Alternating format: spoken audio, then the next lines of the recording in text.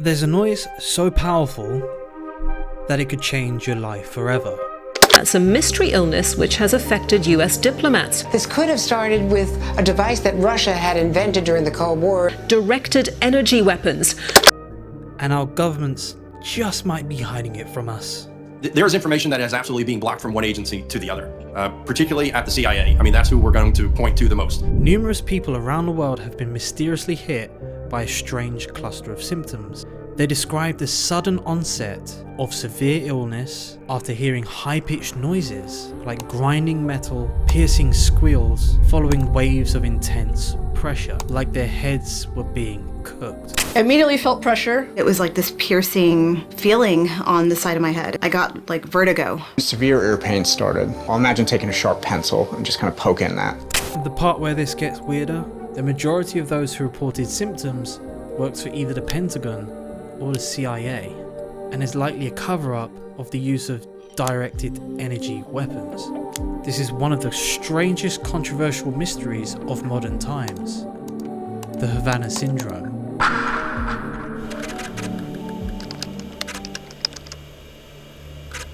In 2016, a group of US and Canadian officials and diplomats stationed in Cuba, specifically the capital, Havana, mysteriously began getting really sick, with quite strange symptoms. They heard unnerving high-pitched sounds and then felt crushing pressure in their heads. Many even experienced grinding metal noises that pierced right through their skulls. What followed were horrific long-term symptoms: memory loss, chronic headaches, fatigue, vertigo, hazy vision. It wasn't just temporary discomfort. For many of them, it was long-term neurological damage. This horrifying phenomenon became known as the Havana Syndrome, which was then officially called Anomalous Health Incidents, or AHIs for short. And it began to stretch right across the world, specifically targeting intelligence officials and politicians. Are the terrorizing attacks that are happening globally, which are referred to as anomalous health incidents. And I guess my first question, Director Burns, considering that we are not doing this to our own people, they are not doing this to themselves, public reports suggest they're happening in an escalating fashion worldwide. Can we stop calling them incidents and call them attacks? Well, what I know, Congressman, having talked to dozens and dozens of my colleagues who have been victimized, is that real harm is being done to real people. And to date, according to US investigations, there have been 1,500 worldwide documented cases. But what on earth is causing this to happen, and why?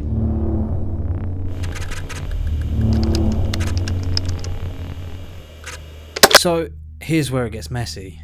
The US government initially kept everything under wraps. The incidents in Havana were classified due to political sensitivities, and early reports suggested that American diplomats and intelligence officers were under some sort of attack overseas while trying to establish relations between the two nations. As a result, US diplomats were quietly pulled out of the Cuban embassy, and tensions between the two nations began to rise exponentially as relations began to break down while accusations began to fly around. So everything went completely haywire. The US government were clearly panicking and desperately trying to keep everything under wraps. They likely didn't want to look weak in front of other nations and adversaries, nor did they want to look like they lost control. Then when the story finally leaked to the media in 2017, it generated a political earthquake. The Associated Press made the first major public report of what we know to be Havana Syndrome. The report explains that a number of officials experienced a sudden loss of hearing suspected to be caused by covert sonic devices. The report also noted that the victims weren't authorized to discuss the investigation publicly and only under one condition: within complete anonymity. So we know this group of people experienced the same symptoms as each other, had neurological damage, and were told to keep hush about it. Was this really an attack? A new kind of weapon that we hadn't been told about? And secondly, why were government officials so reluctant to give us straight answers?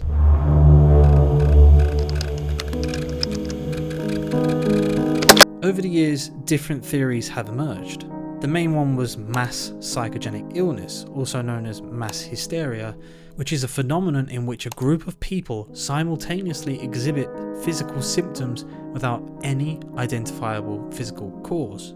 These symptoms are real, but they stem from something else like stress, anxiety, or social pressures, rather than actual illness.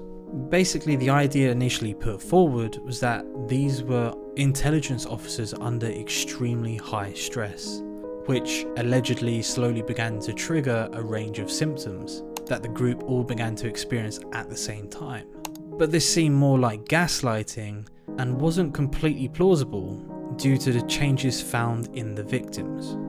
Then there was the environmental factors theory. Maybe something in their homes or hotels made them sick, possibly mold, maybe even pollution. And even the theory of the sound coming from crickets became a mainstream media push. Yes, crickets. But scientists found something that couldn't be quickly explained away. When they conducted brain scans of the victims, they found actual brain injuries, real, measurable neurological damage.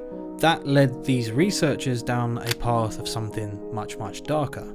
Directed energy weapons, specifically microwave radiation.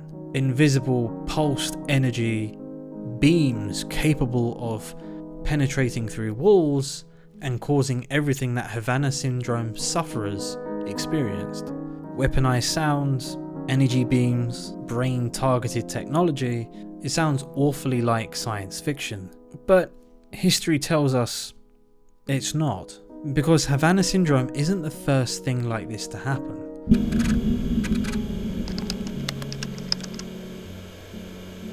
Back in the 1950s, there was an international incident called the Moscow Signal. For over 2 decades, the US Embassy in Moscow was bombarded with low-level microwaves. At the time, American officials covered it up, claiming it wasn't harmful. The existence of the radiation exposure was kept secret from most of the embassy staff for over a decade. And even when the information was shared, it was limited and downplayed heavily. But over the years, embassy workers that were hit by the Moscow Signal showed high rates of illness and even blood cancer. In response to the Moscow Signal, the US launched something called Project Pandora, a secret research program to study the biological effects of microwave radiation. And the results? They found that microwave energy could indeed disrupt cognitive function, cause auditory hallucinations, and impact human behavior. During the Cold War, both the US and the Soviet Union experimented with these kinds of directed energy weapons. In short, the technology to harm people invisibly, to make them sick without ever touching them or firing a bullet, has existed for decades. We just weren't explicitly told about it. But if that hasn't convinced you, wait until you see this unclassified document. This is directly from the NSA, where there is intelligence information of a foreign hostile country having a high-powered microwave system weapon that may have the ability to weaken, intimidate, or kill an enemy over time and without leaving evidence. Designed to bathe a target's living quarters in microwaves, causing numerous physical effects, including a damaged nervous system. Yep, you heard that correctly. This isn't science fiction, this is real. A high-powered microwave weapon.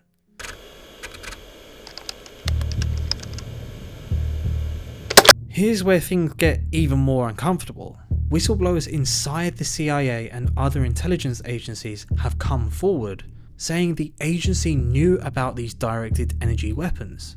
And they allege that the CIA intentionally misled Congress, the president, and the American public. Victims say they were pressured not to talk. Some were gaslit, they were told that their symptoms were stress-related, or even imagined. And to me, that's insane. And the cover-up gets deeper. This whistleblower document came out. Declassified by the James Madison Project, the 153-page report suggests that an unknown device or weapon using pulsed electromagnetic energy remains a plausible explanation. The attorney for the non-profit, Mark Zaid, says that the US is covering up evidence as to what AHIs are. This report differs from the summary released earlier this month and previous statements from the intelligence community. It is becoming apparent that these events were perpetrated either by foreign actors or it is an experiment gone horribly wrong. It seems that the CIA has consistently lied to the American people about what Havana Syndrome is for the past 7 years, according to these documents that were released by this whistleblower. Some of the obstacles that those in the government have erected to block information, I can tell you, firsthand. Your opinion would be that that information is being blocked? There is information that is absolutely being blocked from one agency to the other, particularly at the CIA. I mean, that's who we're going to point to the most, of information that the CIA has that its sister intelligence agencies it hasn't been shared with. And I can identify a number of specific classified documents in a proper setting. And what makes this even more confusing is that the official story keeps changing, from stress to mass hysteria to crickets, and now back onto directed energy weapons, which, by the way, is not a conspiracy theory. They are very much real. But people don't want to acknowledge that they are real. Anything but acknowledging the existence of a new kind of invisible warfare. A devastating weapon that can travel for miles through objects and is undetectable. Asking ourselves why they're covering us up is unlikely to bring us any further to it, as it's mainly going to be about conjecture.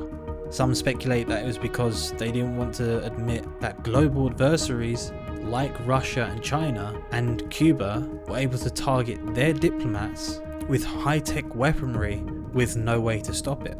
Other speculations run even deeper, that the CIA and the US government are colluding together to suppress the ideas of directed energy weapons because they might have them of their own, the ones that they shouldn't have. Weapons like the LRAD and Medusa are very much real. Although they shouldn't be used.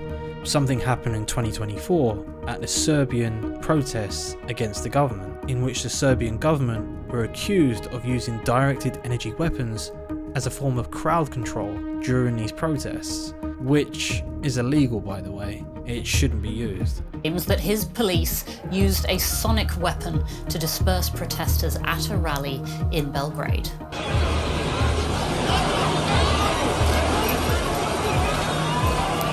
Footage of the alleged incident has been circulating on social media. Witnesses report hearing a sudden piercing noise, causing crowds to scatter in panic. Opposition groups and activists claim it originated from a sonic weapon. DW is unable to verify those claims.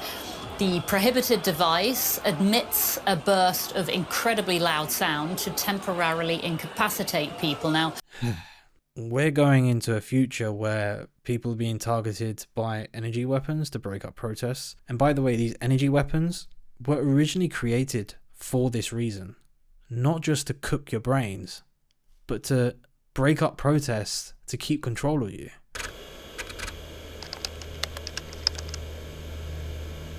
The story of Havana Syndrome isn't just about strange sounds and sick diplomats. This is about secrets, power, and invisible warfare that seems to be happening all around us.